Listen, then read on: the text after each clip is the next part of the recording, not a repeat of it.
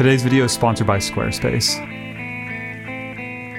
For the past 6 months, I've been using this camera right here for most of my 6x7 work. This is the Bronica GS1. And out of the three main 6x7 SLR offerings, the Pentax 6.7 and the Mamiya RB and RZs being the other two, the Bronica is definitely the least talked about and least popular.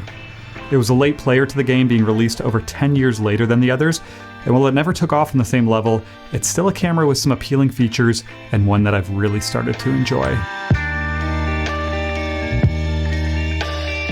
So back in 2017, when I started working with film again for my photography, I actually came very close to buying a GS1 as my first 6x7 medium format camera, but ended up going for the Pentax instead, which is just a camera that I'll always love. But ever since that point, I always kind of remained curious about the Bronica and finally decided to buy one last year. And since then, I've been using it pretty much nonstop for, I would say, most of my medium format work. And it's definitely got to the point where it's won me over, even though it's not the most exciting camera system. So I wanted to make this video today just to talk about the GS1, kind of the history behind it, my experience with it, some things I love, some things I don't, and also a few downsides. So in 1969, Pentax launched the first iteration of its 6x7 system, and Mamiya followed a year later with its RB 6.7 Pro in 1970. But it wasn't until 1982 that Bronica decided to jump into the 6x7 SLR game by launching the GS1, the GS standing for Grand Shooting. So the GS1 was the second last camera system that Bronica ever released, the RF645 being the last one, and it brought together kind of all of the experience they had up until this point, specifically building the SQ and the ETRS cameras. And it does show, just considering the advanced features that this had for its time and also just in the quality of the lenses. But one of their big focuses was on making this the smallest and the lightest 6x7 SLR available. It was a big selling point, and it's also one of the things that was a big appeal to me. And when this was launched, its main competitor was the very popular and proven RB and RZ systems from Mamiya, which had a few unique and appealing features that the Bronica lacked, like the rotating back and also the bellows focusing. And although the Bronica system cost less than both of those, it never really was able to break through on the same level and gain the same type of popularity. But regardless, they still made this all the way up until 2002. So the GS1 is an electronic system camera with a few automatic functions when it comes to metering and also exposure. And they released this with a fairly extensive line of lenses and accessories. So you can basically customize this to suit your needs. You can build it up like this, or you can also strip it down to be quite light and compact. Bronica offered 4 different finder options: a non-metered prism, a metered rotary finder, and a waist level finder. And then you also have 5 different focusing screens to choose from. There's 9 different lens options from 500mm on the long end to 50mm on the wide. And then just like with the Mamiya, the Bronica also offered multi-format capability. So it comes with a 6x7 back standard, but you can also get a 6x6 and 6x4.5, although those are becoming pretty hard to find. So overall a pretty nice feature set, but nothing that really sets it apart or stands out too much from anything else. And that was always kind of the knock on the camera. When it comes to the build quality and the handling, this actually caught me off guard and surprised me a bit, just because my only other experience in the past with the Bronica was the ETRSI review I did on the channel a few years ago. And that one was a bit of a letdown. It felt almost a little bit cheap. There were play between parts. Nothing really felt that premium.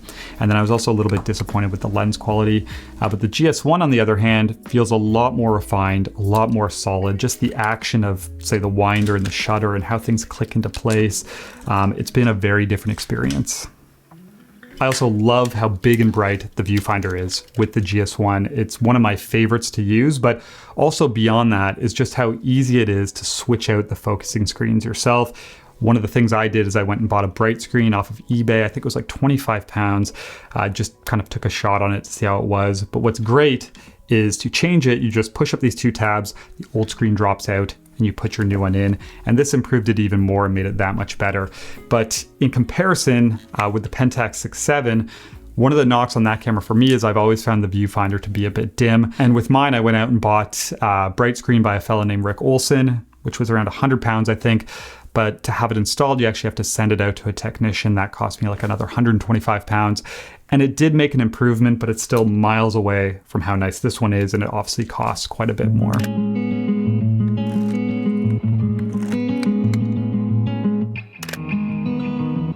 But beyond the viewfinder, one of my favorite things with this camera is what I mentioned at the start. One of the big appeals is just the size of it. And this was Bronica's focus with the GS1, is to make it very light and compact compared to others. And when you're using the waist level finder and no speed grip, this is quite compact. It's quite light, very nice to use. It almost feels like you're hand holding a Hasselblad. Obviously this is a little bit bigger, but in comparison to something like a Mamiya RB67, it is noticeably smaller and quite nice to use. And then I also enjoy it built up as well. So you put on the prism finder, you put on the speed grip, and you have a very different experience and a few other options as well. But when you do add on those accessories, this camera changes quite a bit and actually becomes as heavy, if not a little bit heavier, than the Pentax 6.7 when it's kitted out, and also just as big and cumbersome. So it really is kind of a dual personality camera. The next thing I like is just the metering and the automatic exposure modes with the GS1. So I have two prism finders for this. I have the AE prism, and then I also have this AE rotating prism. And this was sort of Bronica's answer to the rotating back with the Mamiya. So what you do is you would flip the camera on its side for portrait orientation, and then you could actually turn this rotating finder. And they also had this contraption that would go under the camera, which would flip it on its side when on a tripod, which just seems way too big, but this has been pretty nice. Regardless, with both of these, when you're using an AE finder, you're then able to go and use automatic exposure on the camera. It's a little A here on the shutter speed dial.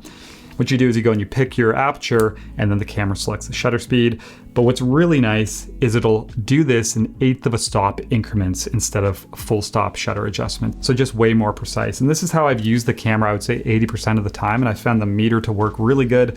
A little bit sensitive to too much sky in the frame, but often I'll just tilt it down a bit and use my exposure lock for that. So last thing I want to talk about is just the mirror up function and the shutter with the GS1. And I'm someone who uses a tripod for quite a bit of my work, and the Pentax is well known for having this shutter shake, this very aggressive return action on its mirror. Even using mirror lockup, you can still get some vibration. The Bronica is completely different. So it has mirror lockup as well. You have this little switch here. You flip it to the side, the mirror goes up. And then since this uses leaf shutters, it's almost whisper quiet. So when you go to fire it, it's just this little click. So very, very different than the Pentax, and something I enjoy. You just have to remember, after using the mirror lockup, before you go to wind onto the next frame, you have to push the lever back. Otherwise, when you do advance, the mirror will stay stuck up and you won't be able to look and see anything through the viewfinder. So yeah, that's a big deal for me as well, something I've really enjoyed. But next up, going to talk about the lenses I own and lens performance. Before we do that though, just have to take a quick break to talk about the sponsor today, which is Squarespace. So as a photographer, Squarespace has been such a helpful tool over the years. It gives me a way to make a nice professional looking website and keep it up to date very easily. For example, they have things like their blueprint builder, which lets you build your site from scratch, but also gives you helpful tools like different layout options or font pairings and color palettes.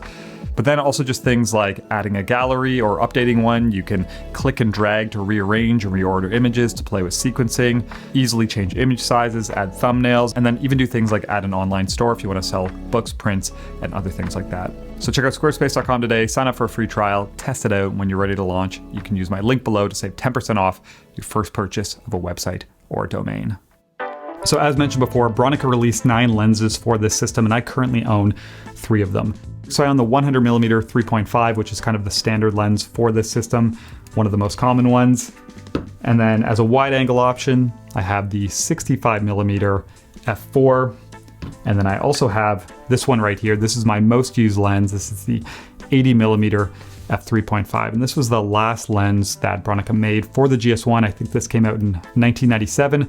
And apparently there were only 500 to 1,000 of these made. Never seen another one for sale, but I absolutely love it as a focal length option for 6x7. And all of these lenses I found to perform very well, just super sharp across the frame, quite resistant to flare, and just overall a pleasing look. I'd put them up there with any other high-end lenses I've used from other systems, and just a completely different experience compared to the performance of the ETR lenses that I used in the past. That being said, I wish the lenses were just a little bit faster. So the 80 and the 100 both being f3.5. Those are the two fastest lenses for the system. Apparently the limitation comes from the shutter size they decided to use just to try and keep the weight and the size down. But yeah, that's one area where the Pentax will always win me over. They have lots of f2.8 options, and of course, even an f2.4. All right, so now I want to talk about a few downsides, if you're interested in picking one of these up, some things to keep in mind.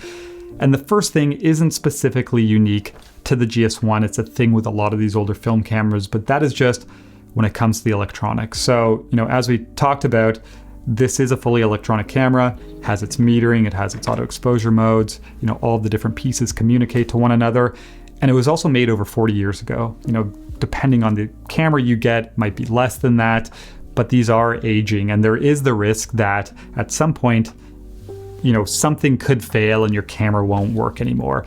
And for me, this isn't a huge deal with the GS1 just because this isn't like a 3,000 pound camera. It's not like a Mamiya 7 where all of a sudden if it fails, you're going to be out a lot of money. You could go and just pick up another camera body for a few £100, but it is something to keep in mind. There is the risk that you might be using it and all of a sudden it might just stop working.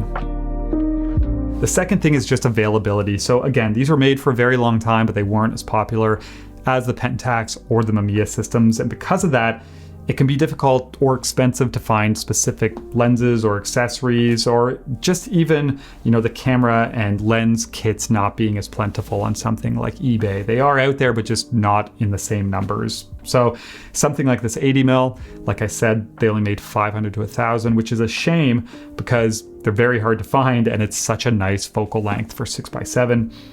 Something like the waist level finder, my camera didn't come with one. It was an accessory that I really wanted, again, to be able to strip this camera down. And I think I had to pay like £225 for this, which is just crazy. But even things like the multi-format backs, I've been keeping my eye out for a while now for a 6x6 back because I'd love to shoot this in square format. And I think I've seen 3 pop up and they've all been like £250, which is just way more than I'm willing to spend. And then the last thing to mention is just when it comes to some issues I've had with lenses. This could just be coincidence or maybe bad luck, but I've never owned another camera system where I've had so many problems with lenses. So the 80mm that came with my camera, when I got it, I noticed there was some haze in it, sent it out to be repaired, and it turns out the haze is sandwiched in between 2 elements glued together, so I can't get it fixed. It doesn't really impact the images, but obviously if it gets worse, then I'm just going to be out this very rare lens that I love to use. And obviously haze is quite common, but there's been other issues as well. The first 100mm lens I bought had separation in the rear elements. I had to return it. The first 65mm I bought had separation in the rear elements. I had to return it. And even though I found nice replacements now, when I was shopping for these, a lot of the advertisements and listings that I saw listed separation in some of the lenses. So again, this could just be a coincidence or just bad luck, but it is this trend that I started to notice with a lot of GS1 lenses. So something to keep in mind when you're doing your shopping. So the GS1 is a really interesting system that I've come to love, but like I said, it doesn't really have any unique features that make it kind of stand out compared to others. And that was really the knock on it back in the day and what led to it really not, finding the popularity that the Pentax or the Mamiyas had. And what I've noticed with a lot of these kind of popular or more iconic film cameras, especially the ones nowadays that are fetching high prices, is that they usually have like 1 or 2 exciting standout features that draw people in. For example, you have the Pentax with its 105 f2.4 lens, or the RB and RZ systems from Mamiya with their rotating back and bellows focusing. You have the Mamiya 7, which is an incredibly compact 6x7 rangefinder with an impressive lens lineup, auto exposure functions, or even something like the Plabo Machina, which has its collapsing lens system and the beautiful 80mm f2.8 Nikkor lens.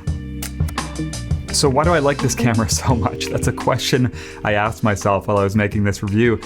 And after thinking about it, I realized that the Bronica does have its own party trick, and that is the sum of its parts. It's just a pleasing and easy camera to use with nice automatic features, a big bright viewfinder, and lenses that perform very well. And for me, that's kind of what I'm after. But yeah, overall, I've enjoyed my time with this camera system. Like I said, it's been my go-to over the past 6 to 8 months. The Pentax has kind of been sitting. I've only found myself going for that when I want to use the 105 2.4. And yeah, it's a camera system that I would recommend. Personally, I would only pay so much for it. I think where prices are at right now is fine, but it would be tough to justify spending much more on this right now, considering the price of RB67s and how many of them are out there. You know, I don't think I would go and pay more for a GS1 than I would for an RB67. That's just personal preference. But yeah, that's it for this one. Hope you enjoyed it, and just want to say, as always, thank you for watching. I'll talk to you soon.